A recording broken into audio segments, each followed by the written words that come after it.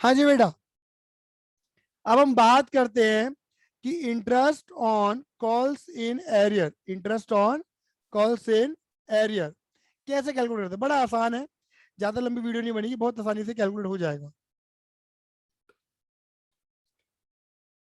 जैसे हमने क्या करा था,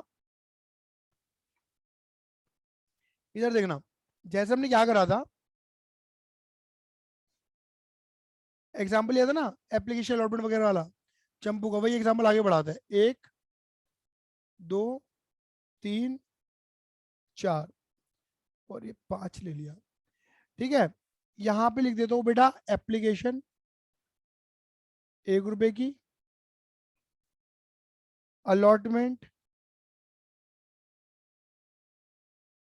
फर्स्ट कॉल और फाइनल कॉल 1 2 3 और 4। अब बेटा मान लो इसकी जो डेट है 1 जून को एप्लीकेशन आई है, 1 जून 2020। ठीक है, अलॉटमेंट ले लो 1 जून, 1 जुलाई ले लो। ठीक है, जुलाई अगस्त सितंबर, 15 सितंबर ले लो, 30 नवंबर ले लो, ऐसे ही मैंने ले लिए हैं। और यहाँ पे एक डेट डाल देता हूँ मैं, 31 दिसंबर 20। ठीक है, अब चंपू ने ये वाला पैसा तो दे दिया था, ये वाला भी दे दिया था, बट ये वाला पैसा नहीं दिया। और मान लो चंपू ने ये वाला पैसा कब दिया,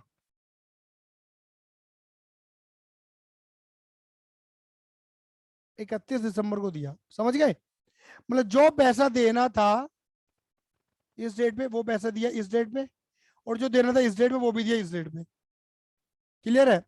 चंपू के पास शेयर कितने थे, नंबर ऑफ शेयर्स, हमारे एग्जाम्पल में चंपू के पास थे 1000 शेयर, ऐसा ही है बेटा। चंपू के पास कितने शेयर थे, 1000 शेयर थे। क्लियर है। तो अगर देखा जाए 1000 × 3, जो 3000 रुपये पकड़ाने थे 15 सितंबर को, 15/9 को, वो 31 दिसंबर को पकड़ाए। और 1000 × 4, जो 4000 पकड़ाने थे 30 नवंबर को, वो भी पकड़ाए। इससे कब, 31 दिसंबर को। ये बात क्लियर हो गई। ये कितना लेट हुआ ये बताओ, ये कितना लेट हुआ यहाँ से, ये लगाना जरा हिसाब, यहाँ से यहाँ तक ये कितना लेट हुआ। 15 सितंबर थे, 15/9 से गिनो, मतलब सितंबर का आधा बच 3 महीना रहा, करीब। अक्टूबर नवंबर दिसंबर, 3.5 महीने बैठ गए बेटा, क्योंकि सितंबर का आधा भी तो बच रहा है। 3.5 महीने लेट पैसा दिया इसने ये। और ये 30 नवंबर है, नवंबर एंड है, 30 नवंबर से 31 दिसंबर, कितना महीना बैठ गया ये बैठ गया 1 महीना। ये पैसा दे रहा है वो 1 महीना लेट, और ये पैसा दे रहा है वो 3.5 महीना लेट। तो जितना वो लेट दे रहा है उसके ऊपर वो क्या कह रहा है, मैं तो ब्याज लूंगा। तो अब इंटरेस्ट कैसे निकालोगे, इंटरेस्ट ऑन, बेटा इंटरेस्ट का कोई अलग फॉर्मूला नहीं है, आपने 10th क्लास से सीखा हुआ पीआरटी अपॉन 100। तो PRT principal rate time divide by 100, वही फॉर्मूला लगने वाला है। तो देखो 3000 रुपए लेट दिए ना, तो 3000 के ऊपर कितना परसेंट, अगर आर्टिकल में बोल दिया कि 10% लगा, 12 लगा, 15 लगा, तो उतना रेट लगाना। बट मैं क्या कर रहा हूँ, मैं टेबल एफ का 10% वाला रेट लेके चल रहा हूँ। हमें नहीं पता, हम 10% लगाएंगे। अगर क्वेश्चन में कुछ नहीं पता होता तो 10% लगाते हैं। ठीक है ना, उसके ऊपर कितना परसेंट, साढ़े 3 महीने का ब्याज। बात क्लियर हो गई, 3.5 महीने। और ये 4000 के ऊपर कितना परसेंट लगा दो, कितना परसेंट बोलो, 10%। कितने महीने का मेरे बेटा जी, ये बैठेगा तुम्हारा 1 महीना, 1 महीना लेट। बोलो जी कितना बैठ गया तुम्हारा ये, 3000 के ऊपर 10% इंटू 3.5 महीने का, ये आ गया 87.5। ऐड करो जी, 4000 का 10% कितने महीने का, 1 महीने का, 33.33 प्लस 87.5। बेटा ये आ रहा है लगभग, मैं राउंड ऑफ ही कर दे रहा हूँ, 121 रुपए। हाँ जी, पहले तो मुझे कैलकुलेशन बता दो, कैलकुलेशन आई या नहीं आई। एरियर का मतलब होता है राज डिले पेमेंट करना, बाद में, या मतलब जिस टाइम पे पैसा मांगा उस टाइम पे ना देके बाद में दे रहा है बंदा पेमेंट। जरूरी है बाद में पेमेंट दे। एरियर का मतलब तो होता ये है कि बंदे ने पेमेंट नहीं करी। बट अब हम ये देख रहे हैं कि बंदा अगर डिले पेमेंट कर रहा है तो कंपनी डिले पेमेंट के ऊपर इंटरेस्ट लेती है। तो इंटरेस्ट कैसे कैलकुलेट करना है मैंने वो बताया अभी। हाँ जी, अगर आ गया है तो मुझे अंगूठा दिखा दो भैया, ठहंगा। प्रियम, अनुष्का, राज, ठीक। हाँ जी, अब आती है इसकी एंट्री। तो बेटा एक बात समझ लेना, एंट्री में कोई बहुत बड़ी बकवासबाजी है नहीं, सिर्फ गिनती की तीन बातें, सिर्फ तीन बातें। पहली बनेगी ड्यू एंट्री, फिर बनेगी रिसीव एंट्री, और फिर बनेगी ट्रांसफर एंट्री।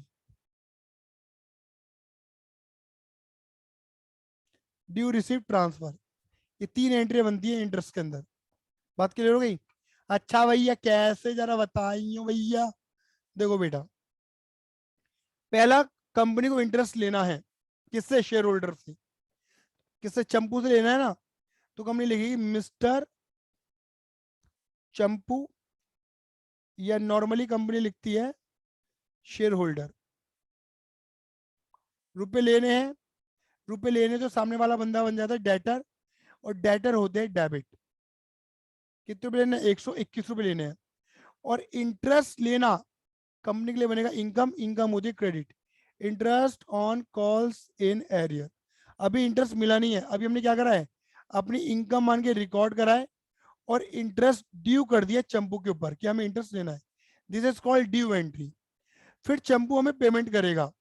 जब पेमेंट करेगा तो हमारे पास पैसा आएगा, debit what comes in, bank account, bank account debit,